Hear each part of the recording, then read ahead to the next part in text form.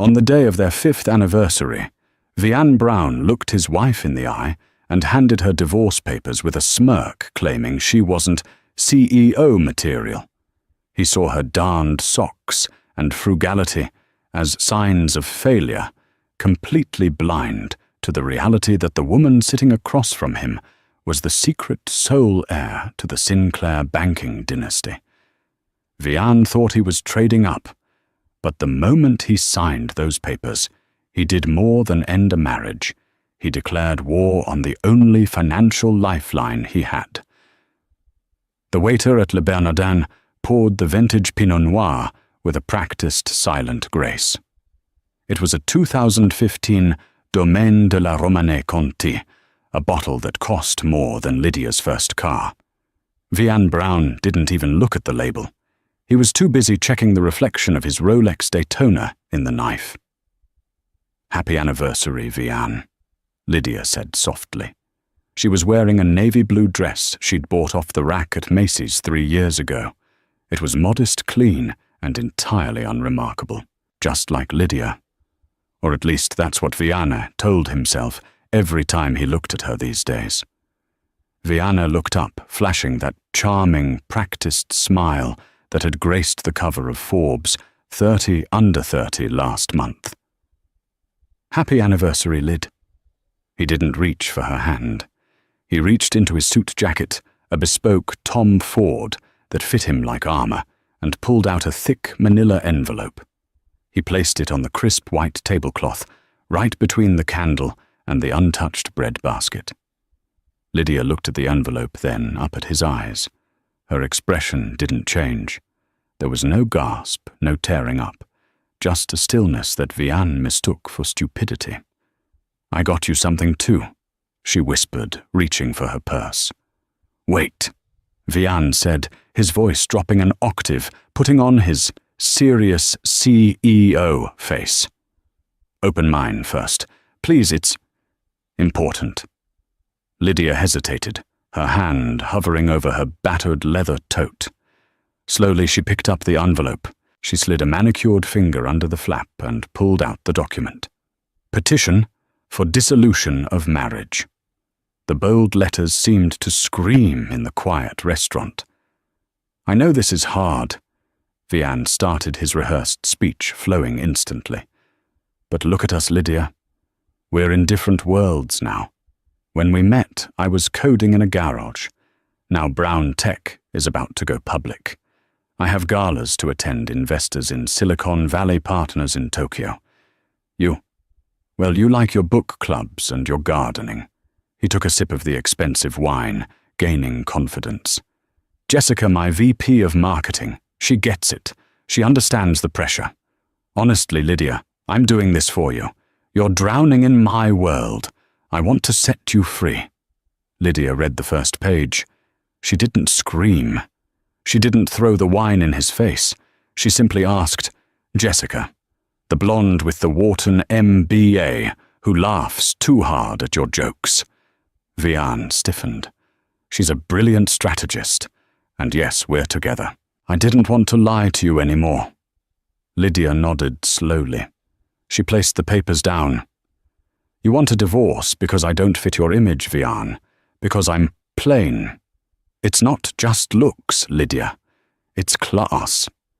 Vianne said, his cruelty leaking out. "You're a sweet girl from Ohio, but I need a partner who can walk into a room and command respect. I need someone with a pedigree, someone who understands power." The irony was so thick it nearly choked her. Lydia looked down at her simple hands that had signed checks to keep his startup afloat during the lean years, checks routed through shell companies so his fragile ego wouldn't bruise. "The prenup," Lydia said quietly. Vianne scoffed. "Don't worry, I'm generous. I'm letting you keep the house in Jersey, the Audi, and I'll give you a monthly stipend for 2 years. But the company, the IP, that's mine. You signed the prenuptial agreement 5 years ago, Lydia. What's mine is mine. What's yours? Well, you didn't have anything then, and you don't have anything now." He slid a Mont Blanc pen across the table. "Sign it, Lydia.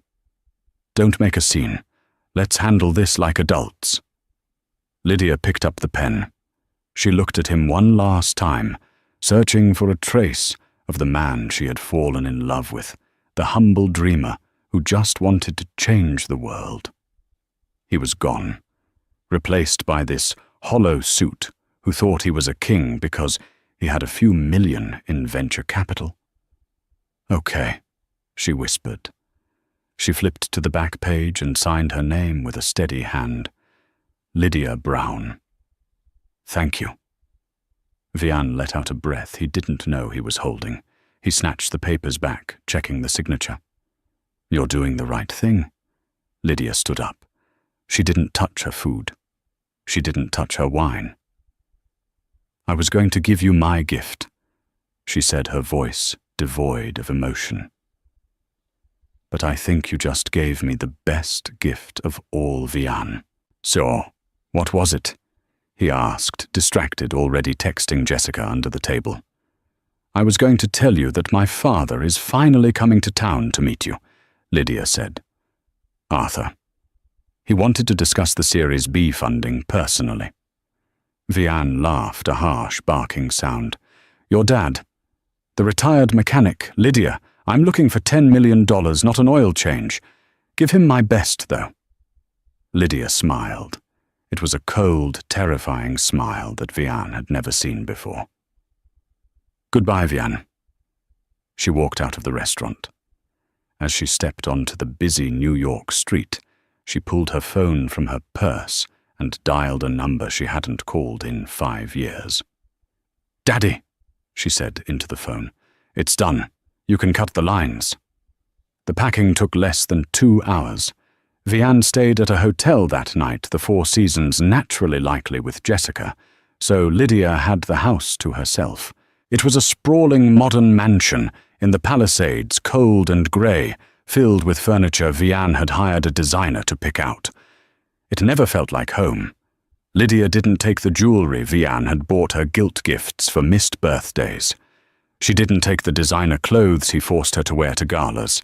She packed her old jeans, her worn-out college hoodies, the locket her mother gave her before she passed, and most importantly, a small fireproof safe from the back of her closet. She opened the safe.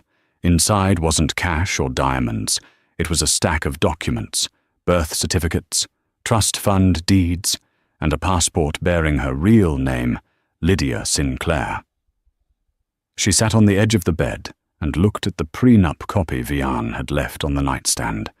He was so proud of that document. He had his lawyers draft it to ensure that if his company took off, this nobody girl couldn't take half his billions. He had insisted on a total separation of assets clause. Whatever is acquired by a party remains the sole property of that party. Neither spouse has any claim to the familial wealth or inheritance of the other. He thought he was protecting his millions. He didn't realize he had just protected her billions. Lydia was the only daughter of Arthur Sinclair. In the world of finance, names like Zuckerberg or Musk were new money. The Sinclairs were the bedrock. They owned the banks that loaned money to the billionaires. They owned shipping lines, real estate empires in London and Dubai, and hold vast reserves of gold bullion. When Lydia met Vian, she was trying to escape that suffocating weight. She wanted to be seen for her, not her checkbook. So she became Lydia Smith. She lived simply. She fell in love with a struggling coder. And when he couldn't make payroll 3 years ago, it was Lydia who called her father's private asset manager. "Buy his debt," she had told the manager. "Route it through a shell company in the Caymans, or call it Apex Ventures. Make sure he never knows it's me." For 3 years, Apex Ventures had been the silent hand feeding brown tech. Lydia zipped up her duffel bag. Her phone buzzed. It was a text from Vian. "Vian, I'll send the movers for the furniture next week. Please be out by noon tomorrow." Jessica wants to measure for drapes. Lydia didn't reply. She walked out to the driveway. She didn't take the Audi. Instead, a black Lincoln Navigator with tinted windows was waiting at the curb. A man in a dark suit stepped out and opened the back door. "Good evening, Ms. Sinclair," the driver said, bowing his head slightly. "Your father is waiting at the airstrip. The jet is fueled." "Thank you, James," Lydia said, sliding into the leather interior. "Where to after the meeting with your father, Mum?" Lydia looked back at the house one last time. The house where she had tried to build a normal life. The house where she had been told she wasn't enough. "The Hamptons estate," she said, "and James, call the legal team at Harrington and Associates. Tell them I want to activate the clean slate protocol regarding Brown Tech." "Immediately, Mum." As the car pulled away, Lydia didn't cry. The plain housewife was gone. The Empress had returned. 1 week later, Vian Brown walked into the Brown Tech headquarters like he owned the building, which technically he felt he did. The divorce was moving smoothly. Lydia had disappeared without a fight, just as he predicted. No drama, no screaming lawyers. She had just vanished. Weak, he thought. She always was weak. He walked into the conference room. Jessica was there looking stunning in a red Prada dress, sitting at the head of the table. The board members were gathered. Today was the day they were supposed to finalize the Series B funding with Apex Ventures. That $50 million injection would propel them to IPO. "Good morning, everyone," Vian boomed, pouring himself a coffee. "Let's get this signed. I have a tea time at noon." "Vian," said heavy-set man, the CFO, looking pale. "We have a problem." Vian paused. "What problem did the servers crash?" "It's Apex Ventures." The CFO said, his hands shaking as he held a tablet. "They pulled out." The room went silent. "What do you mean they pulled out?" Vian laughed nervously. "We have a term sheet. It's a formality. They didn't just pull out of the Series B, Vian. They called in their loans." Vian froze. "Loans? What loans?" "The bridge financing from 3 years ago, the operating capital from last year, the emergency line of credit from last month." The CFO was sweating now. "Apex Ventures holds 80% of our debt. The terms stated that the debt was callable at will by the creditor. We all signed it because we were desperate and they were friendly." "They can't call it all at once." Vian slammed his fist on the table. "That's $20 million. We don't have that cash on hand. They gave us a deadline." Jessica interjected, her voice sharp, her eyes glued to her laptop. 24 hours, Vian. Or they file for insolvency and seize the assets, the IP, the code, everything. "Get them on the phone," Vian screamed. "Who is the contact? Get Smith on the phone." "I tried," Jessica said, looking up. The admiration that was usually in her eyes was replaced by fear. "The number for Apex Ventures is disconnected. All inquiries are being routed to a law firm." "Which firm?" "Harrington and Associates," the CFO whispered. Vian felt the blood drain from his face. Harrington and Associates wasn't just a law firm. They were the pit bulls of Wall Street. They represented the royal family oil tycoons and the Sinclairs. "Why would Harrington be involved with a Cayman shell company?" Vian muttered. "There's more," Jessica said, standing up. "We just lost the cloud server contract." "What?" Vian spun around. "That's our biggest revenue stream. The client sent a termination notice this morning, effective immediately. They cited instability in leadership." "I am the leadership," Vian roared. "I am the most stable CEO in this sector." "Vian," Jessica said, her voice trembling. "The client who cancelled. It's Sinclair Maritime, the global shipping giant." Vian stopped. The name rang a bell. "Sinclair. Your dad, the retired mechanic." He remembered Lydia's words at the restaurant. My father, Arthur, wanted to discuss the Series B funding. No, it was impossible. Lydia was Lydia Smith. Her dad fixed cars in Dayton, Ohio. He had seen photos of him in greasy coveralls. It's a coincidence, Vian said, wiping sweat from his forehead. Lots of people are named Sinclair. Okay, look, we fix this. We need a new investor. Fast. Who? The CFO asked. Apex has flagged us as high risk. No bank will touch us. Ethan Caldwell, Vian said. The room groaned. Ethan Caldwell was a shark, a corporate raider. He bought distressed companies, stripped them for parts, and left the carcasses to rot. He was also Vian's sworn enemy from business school. He's the only one with liquid cash who moves fast enough, Vian said, buttoning his jacket. I'll go to him. I'll offer him equity, a lot of it. We just need to survive the week. Vian, if you go to Caldwell, he will eat you alive, Jessica warned.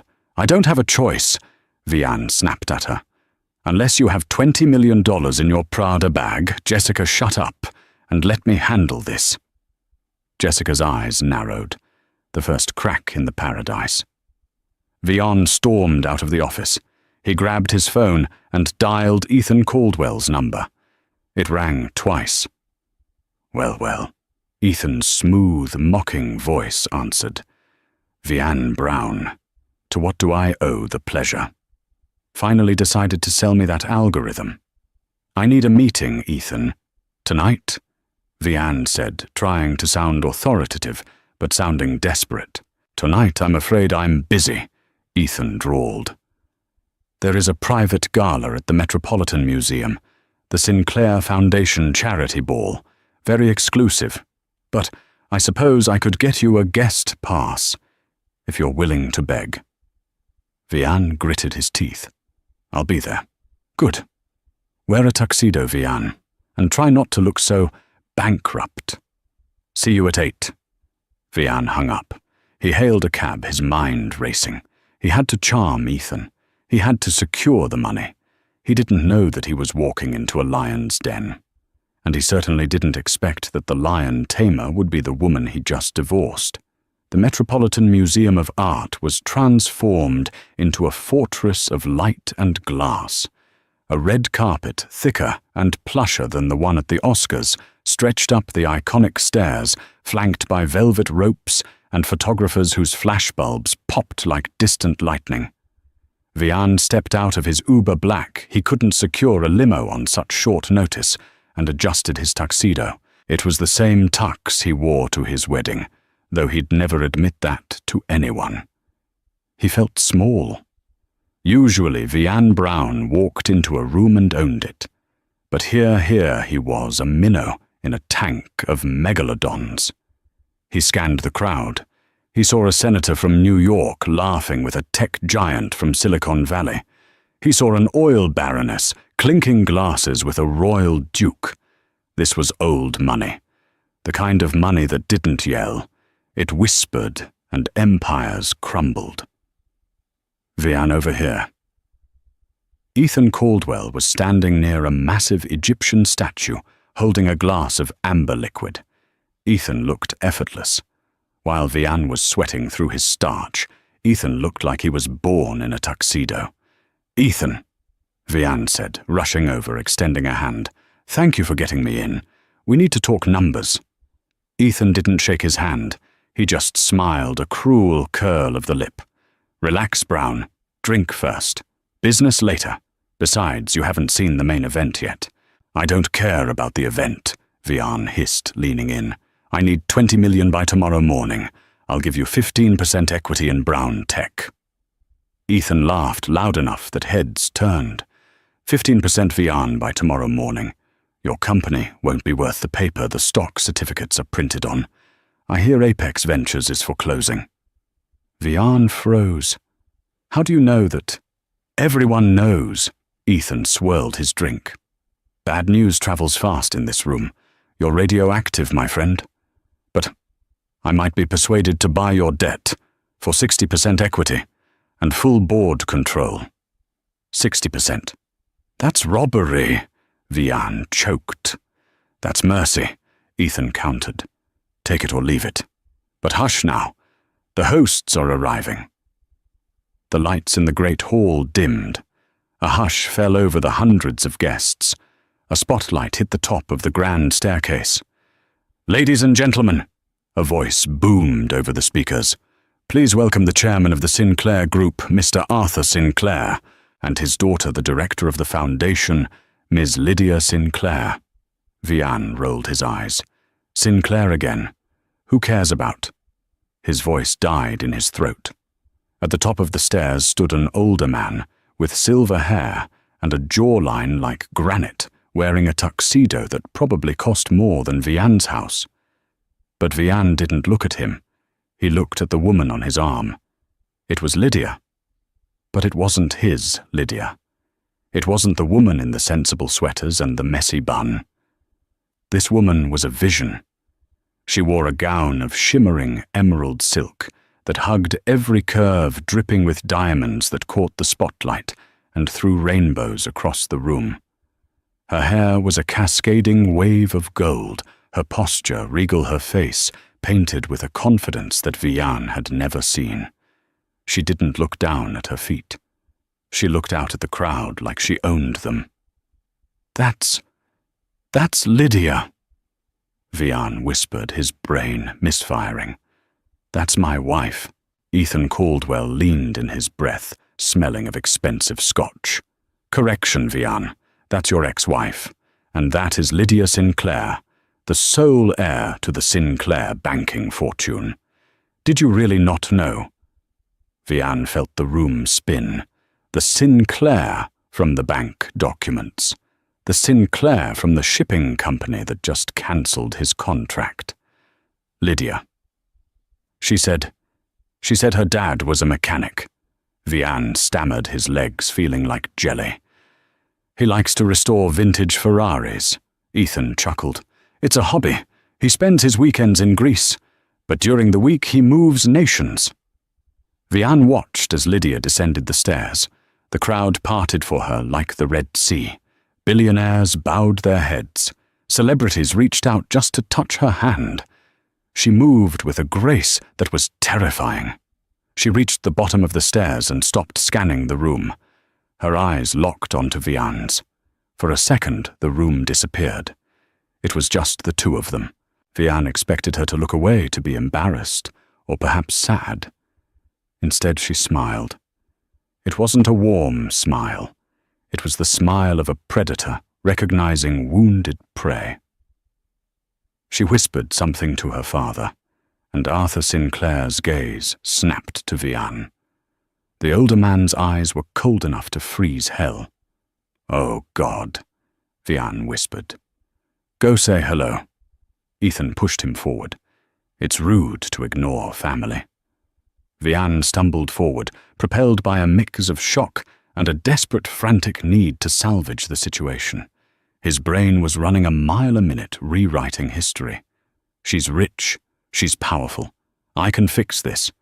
We're not technically divorced yet. The papers. Did the judge sign them? He pushed through a group of Japanese investors, ignoring their annoyed glares, and planted himself right in Lydia's path. Lydia. He called out, his voice cracking slightly. The music seemed to stop. The circle of elites surrounding her fell silent, sensing blood in the water. Lydia turned slowly. Up close, she was breathtaking and intimidating. The necklace she wore, a cascade of sapphires, was likely worth more than the Series B funding he was begging for. Vian, she said. Her voice was cool, smooth, stripped of the warmth she used to reserve for him. I didn't expect to see you here. This is a charity event. Usually you only attend things that benefit you. Lydia, what is this? Vian gestured wildly at her dress, the room her father. You. Why didn't you tell me? Tell you what? She asked innocently. That my family has money. Would it have mattered? Vian. Would you have loved me more? Vian faltered. We're partners, Lydia. Secrets. Secrets destroy marriages. No, Vian. Contempt destroys marriages, she corrected him. And you had plenty of that. You told me I wasn't CEO material. You told me I didn't understand power. She took a step closer, her heels clicking on the marble floor. She towered over him, not in height, but in presence. Do I look like CEO material now? Lydia, please. Vian lowered his voice, trying to deploy his famous charm. He reached for her hand, but a large, heavy hand clamped onto his shoulder, stopping him dead. It was Arthur Sinclair. The grip was like iron. This wasn't the grip of a soft banker. It was the grip of a man who worked with his hands. I believe the lady has finished speaking with you, Arthur rumbled. His voice was deep, gravelly, and terrifying. Vian looked at the man he had mocked just days ago. Arthur, Mr. Sinclair, there's been a misunderstanding. I have the utmost respect for your daughter. Respect? Arthur laughed, a short, sharp sound. I saw the divorce papers, son. I saw the stipend you offered her. $2,000 a month. My daughter spends that on flower arrangements. I didn't know, Vian pleaded. She told me you were a mechanic. I am, Arthur said, a dangerous glint in his eye. I fix things that are broken, and I scrap things that are useless. Right now, Vian, you're looking a lot like scrap metal. Vian pulled away from the grip, straightening his jacket, trying to regain some dignity. Look, this is personal, but business is business. Mr. Sinclair, your company Apex Ventures is holding my debt. If you call it in, you destroy a promising company. You destroy value. It's bad business. Lydia laughed. It was a genuine, amused laugh that cut Vian deeper than any insult. Oh, Vian. She shook her head. You still don't get it. Apex Ventures wasn't an investment fund. It was a piggy bank. My piggy bank. Vian blinked. What? I authorized every loan. Lydia revealed her eyes, dancing with triumph. When no bank in the city would touch your spaghetti code, I told Daddy to fund you. When you needed payroll, I wrote the check. Apex isn't calling in the debt because of market volatility. I'm calling in the debt because I'm done paying for your ego. The realization hit Vian like a physical blow. The genius of Brown Tech, the financial wizardry. It was all her. It had always been her. He hadn't been a self-made man. He had been a kept man. You can't do this, Vian whispered, his face pale. The prenup. The prenup you wrote, Lydia smirked. The one that says separate assets. It works both ways, darling. My billions are mine. Your debt, that's all yours. She leaned in close, her lips brushing his ear, so only he could hear the final nail in the coffin. And by the way, I saw Jessica earlier. She was asking Ethan Caldwell for a job. She told him her current boss was dead weight. Sounds familiar, doesn't it? Lydia pulled back, dismissed him with a wave of her hand, and turned to her father. Come on, Daddy. The governor is waiting for us. Arthur gave Vian one last look, a look of pure pity, and turned away. Vian stood alone in the middle of the crowded hall. The photographers, realizing something dramatic had just happened, turned their lenses toward him. Flashbulbs erupted in his face, blinding him. He felt stripped naked, exposed. He looked around for an ally. He saw Ethan Caldwell raising a glass to him from across the room, mouthing the words, 60%.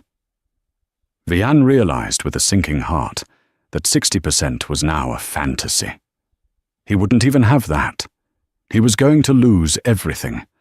And the woman who could have saved him, the woman he had discarded like trash, was the one holding the match. The fall of Vian Brown didn't happen with a whimper. It happened with the deafening roar of a landslide, burying him under the weight of his own hubris. The morning after the gala, the sun rose over Manhattan with a cruel, cheerful brightness.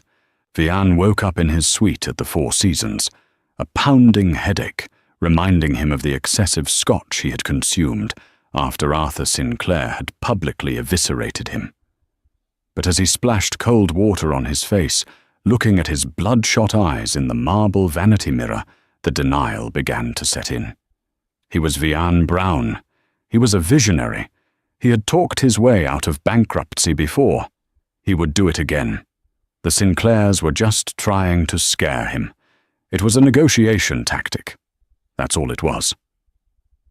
Shower, suit, coffee, war room, he muttered to himself, executing his morning routine with robotic precision.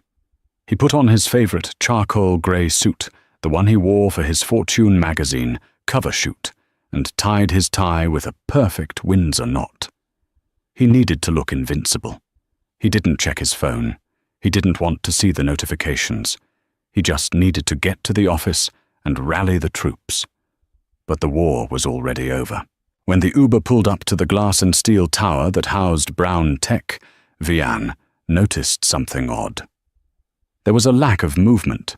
Usually at 8:30 a.m., the lobby was a hive of activity interns juggling coffee trays, developers rushing to stand-up meetings. Today it was still. Vian strode to the turnstiles, flashing his signature smile at the security guard, a man named Miller, whom Vian had walked past for 3 years without ever learning his first name. "Morning, Miller," Vian said, tapping his access card against the reader. Beep. A harsh red light flashed. Vian frowned. He tapped it again. Beep. Must be a glitch, Vian muttered, annoyed. "Miller, buzz me in, would you? I have a board meeting in 10 minutes. Miller didn't move. He stood behind the console, his arms crossed his face, an unreadable mask of stone. "I can't do that, Mr. Brown." "Excuse me," Vian scoffed, leaning over the desk. "I'm the CEO of this company. Open the gate." "You were the CEO," a voice boomed from the direction of the elevators. Vian spun around. Standing there wasn't his assistant or his VP.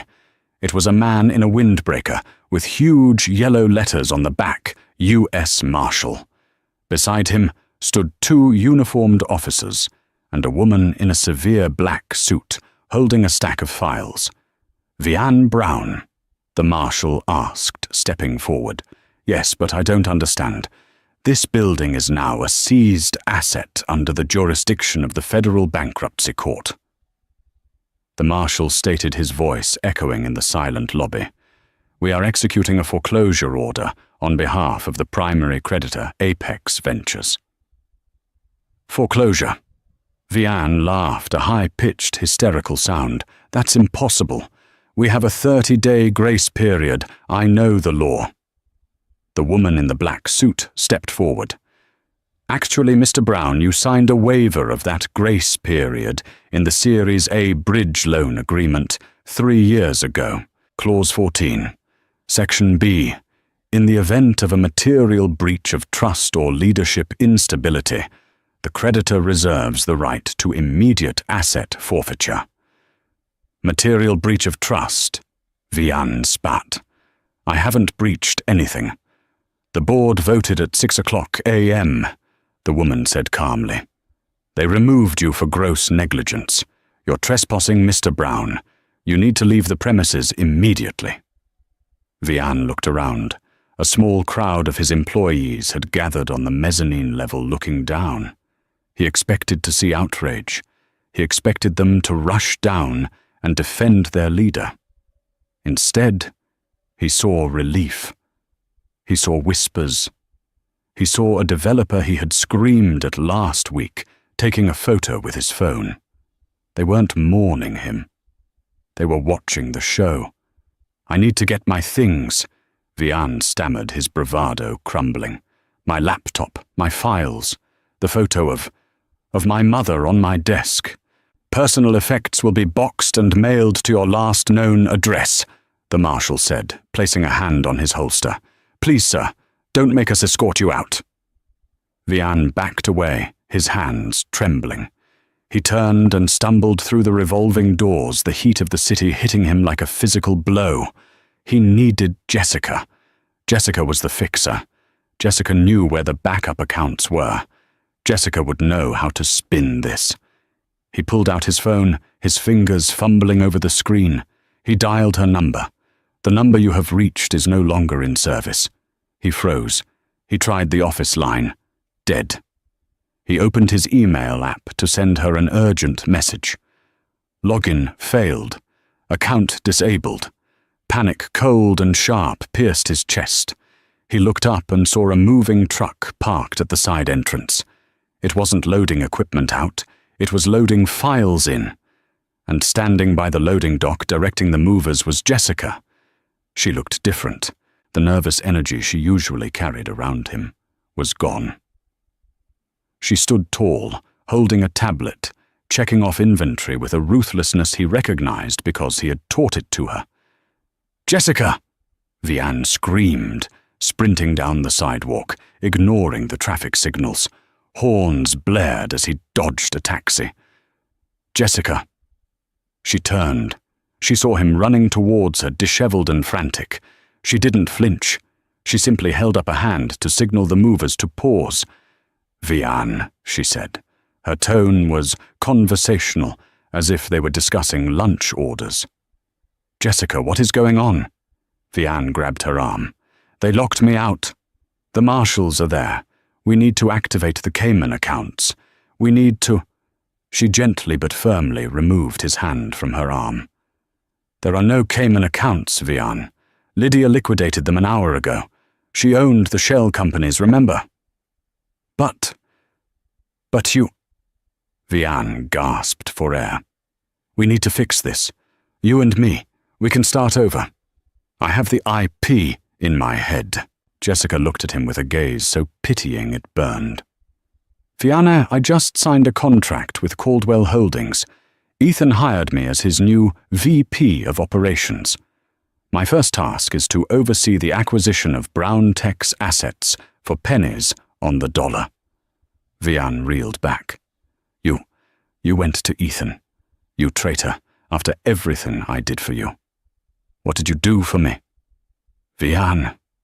Jessica stepped closer, her voice dropping to a hiss. "You took credit for my strategies. You made me lie to investors. You made me create a fake persona to trick your wife. And yesterday, when the ship started sinking, you didn't try to save the crew. You ran to the gala to save yourself. I did it for us. There was never an us," she said coldly. "There was just you and the people you used. I'm done being used. Oh, and Vian." She reached into her bag and pulled out a small white envelope. "This was left for you at the front desk. I figured I'd save the postage." She shoved the envelope into his chest. "Goodbye, Vian. Try not to make a scene. It's bad for the brand." She turned her back on him and walked into the building, his building leaving him standing in the exhaust fumes of the truck. Vian tore open the envelope. It was a letter from his bank. Notice of insufficient funds. He checked his banking app. He stared at the screen, unable to comprehend the numbers. Checking minus $4,200. Overdraft savings, $0. Investment portfolio frozen by court order. "No," he whispered. "No, no, no." He was thirsty. His throat felt like sandpaper. He walked into a nearby Starbucks, dazed. He ordered a black coffee, his hand shaking, as he tapped his platinum credit card against the reader. Declined. "Try it again," he snapped at the barista. "I tried it twice, sir. It says, card reported lost or stolen." "It's not stolen. I'm standing right here," Vian yelled, slamming his hand on the counter. The shop went quiet. People stared. The great Vian Brown fighting with a teenager over a $3 coffee. He left the coffee on the counter and ran out. He had to get home. He had cash in the safe at the mansion. He had watches he could sell. He had the Audi. He took the subway, the humiliation burning his skin back to the Palisades. It took 2 hours. By the time he walked up the long, winding driveway to his estate, the sky had turned a bruised purple. Thunder rumbled in the distance. He reached the front gate. It was closed. He punched in the code 1985. Error. He punched it again. Error. What is happening? He screamed at the keypad. A black sedan was parked in the driveway. A man in a beige trench coat stepped out. It was his landlord, Mr. Henderson. Mr. Henderson. Vian ran to the gate, gripping the iron bars. The gate is broken. Let me in. Mr. Henderson didn't open the gate. He stood on the other side, looking uncomfortable. I'm afraid I can't do that, Vian. I saw the news, the bankruptcy, the fraud allegations. It's a misunderstanding. I just need to get inside. The lease has a morality clause, Vian, and an insolvency clause, Henderson said, holding up a set of keys. I've changed the locks. Your possessions have been removed. Vian looked past him. On the manicured lawn, sitting in the rain that had just begun to fall, were garbage bags. Black plastic garbage bags. My things, Vian whispered. We packed the clothes. The furniture stays. It was a furnished rental, remember? Henderson sighed. I'm sorry, son, but I can't have the feds seizing my property because of your debts. You need to go. Where am I supposed to go? Vian's voice broke. I have nowhere. That's not my problem, Henderson said, turning around and walking back to the house. The rain began to pour. It soaked through Vian's charcoal suit. It plastered his hair to his skull. He climbed over the fence, tearing his trousers, and ran to the bags. He ripped one open. Inside were his Italian loafers thrown in with his dirty gym socks. He fell to his knees in the mud. The grandeur of his life, the penthouse, the company, the reputation had been reduced to 4 garbage bags on a wet lawn in New Jersey. He had one option left. One Hail Mary. He dug his phone out of his pocket. The screen was cracked, but it still worked. He scrolled to the contact he had deleted 2 days ago, then restored in a moment of weakness. Lydia. She would help him. She had to. She was the one who darned his socks. She was the one who made him soup when he had the flu. Beneath the diamonds and the Sinclair name, she was still Lydia. She had a heart. He just needed to remind her. He dialed. Ring. Ring. His heart hammered against his ribs. Ring. Hello. The voice was crisp male and terrifyingly professional. Vian froze. Lydia is Lydia there? This is Charles Harrington, Senior Counsel for Ms. Lydia Sinclair, the voice replied. To whom am I speaking? This is her husband, Vian shouted over the sound of the rain. Put her on the phone. I need to talk to my wife. Mr. Brown. The lawyer's voice was dry like old parchment. Ms. Sinclair is unavailable. She is currently en route to Paris for the G7 summit. She gave strict instructions that any communication from you be directed to my office. I don't want a lawyer. I want Lydia. Tell her I'm sorry. Vian was sobbing now, the tears mixing with the rain. Tell her I made a mistake. Tell her I love her. I have nothing. Do you hear me? I'm on the street. She can't do this to me. Mr. Brown. Harrington interrupted his tone, devoid of any sympathy. Ms. Sinclair anticipated this call. She asked me to relay a message, should you reach out. Vian gripped the phone so hard his knuckles turned white. What is it does she want to meet? She asked me to remind you of the conversation you had at Le Bernardin, Harrington said slowly. You explicitly stated that you needed a partner who understood power. Vian closed his eyes, the memory of his own arrogance flashing before him like a nightmare. Yes, Vian whispered. Ms. Sinclair hopes that you are finally learning what true power feels like. It is not a title, Mr. Brown. It is the ability to shape reality. She has shaped hers, and now she has shaped yours. Please, Vian begged. Do not call this number again. The divorce decree will be finalized on Monday. The terms of the prenuptial agreement regarding the separation of assets, the agreement you insisted upon, will be strictly enforced. Good day, Mr. Brown. Click. The line went dead. Vian stared at the phone. The screen flickered and then went black as the battery died. He sat alone in the mud, surrounded by his trash bags. The massive iron gates of the mansion loomed over him, locking him out of the paradise he thought he deserved. He curled into a ball, shivering violently as the weight of the billion-dollar empire he had thrown away crushed him into the earth. He was finally free, just like he asked, and it cost him everything. 12 months later, the air conditioner in the back of Quick Fix Electronics rattled like a dying engine, dripping condensation onto the linoleum floor. The shop, tucked away in a strip mall in Queens, between a laundromat and a discount dollar store, smelled of burnt solder and stale coffee. Vian Brown sat on a stool that wobbled every time he shifted his weight.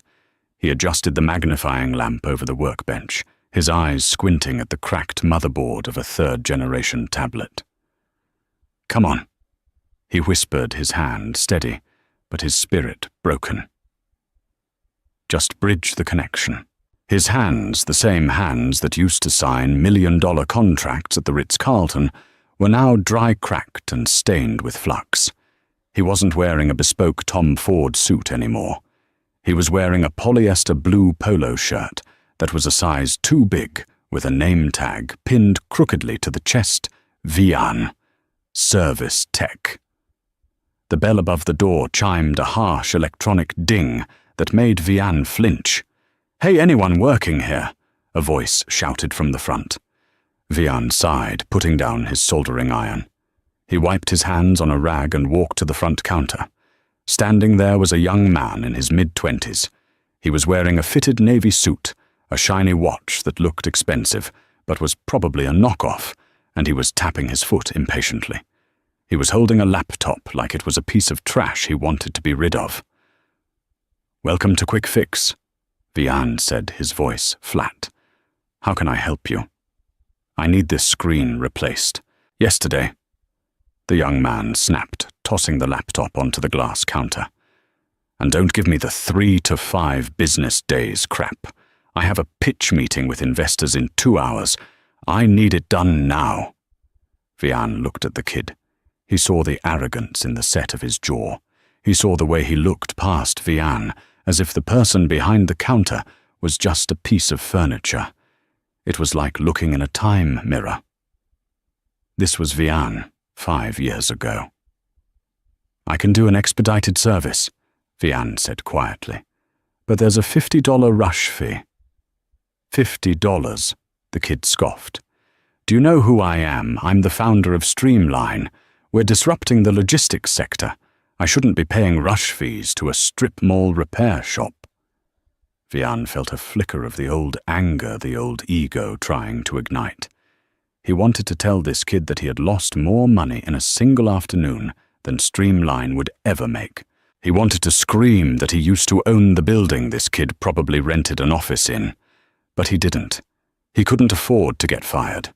His rent for the basement studio apartment was due on Friday.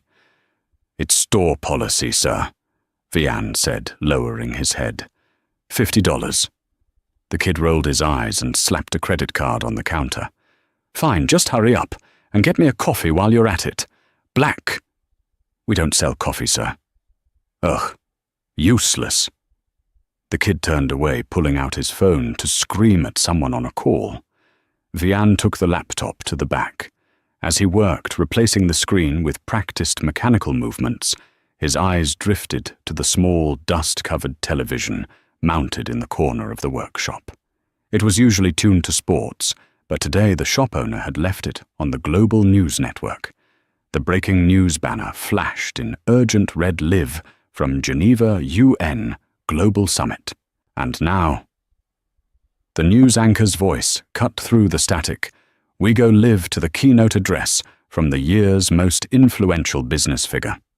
She has single-handedly restructured the global banking approach to sustainable energy.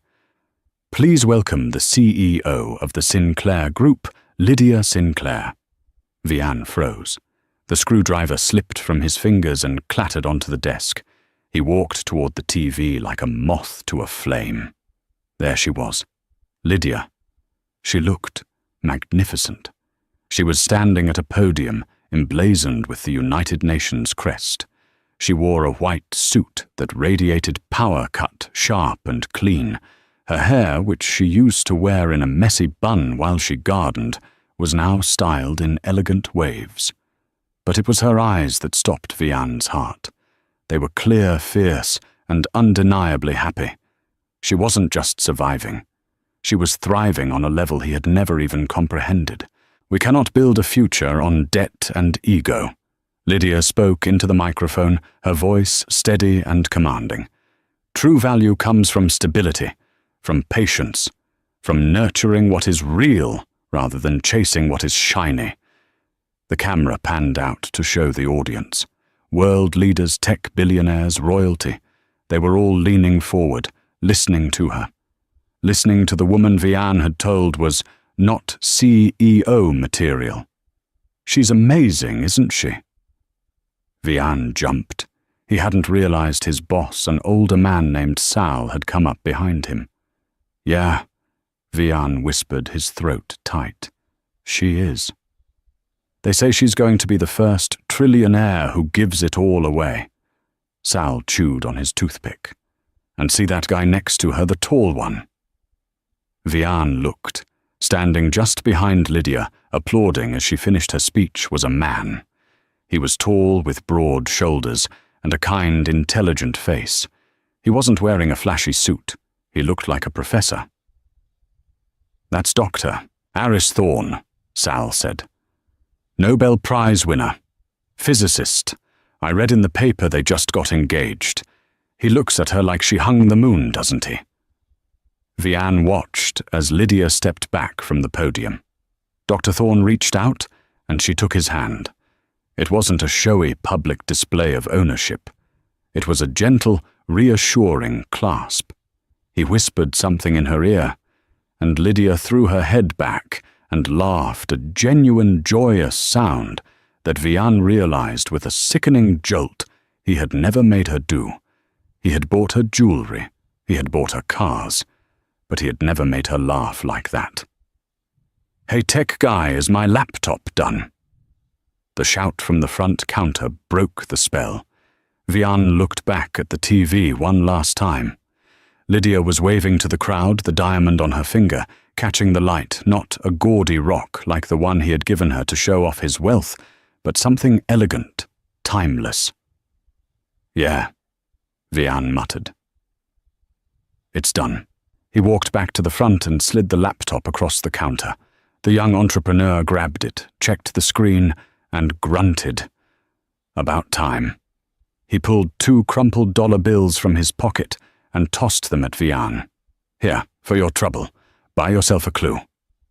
The kid stormed out, the bell chiming cheerfully behind him. Vian stood alone in the silence of the shop. He looked down at the $2. It wasn't even enough for a subway fare. He looked at his reflection in the glass counter. The lines around his eyes were deeper. His hair was thinning. He looked tired. He looked exactly like what he was, a man who had held the world in his hands and dropped it because he wanted to see if it would bounce. It didn't bounce. It shattered. He picked up the $2 and put them in the tip jar. Then he picked up his rag and started wiping the counter, scrubbing away the fingerprints of the man he used to be. On the TV, the applause for Lydia Sinclair was still going. It sounded like rain. Happy anniversary, Lydia, Vian whispered to the empty room. Damn. That hits hard, doesn't it? Vian Brown spent his whole life climbing the ladder only to realize he had placed it against the wrong wall. He threw away a diamond because he was too busy looking for glitter. He wanted a wife who understood power, and ironically, he got exactly what he asked for. She used her power to show him his place. This story isn't just about money or divorce, it's about value. It's about recognizing the people in your life who support you before they're gone. Vian learned the hard way that the grass isn't greener on the other side. It's greener where you water it. And he let his garden die. What do you think? Did Vian deserve that level of punishment? Or was Lydia too harsh? I want to hear your take. Drop a comment below. I read the first 500 comments. If you enjoyed this roller coaster of karma and revenge, please smash that like button, share this video with a friend who loves drama, and hit subscribe with the notification bell on.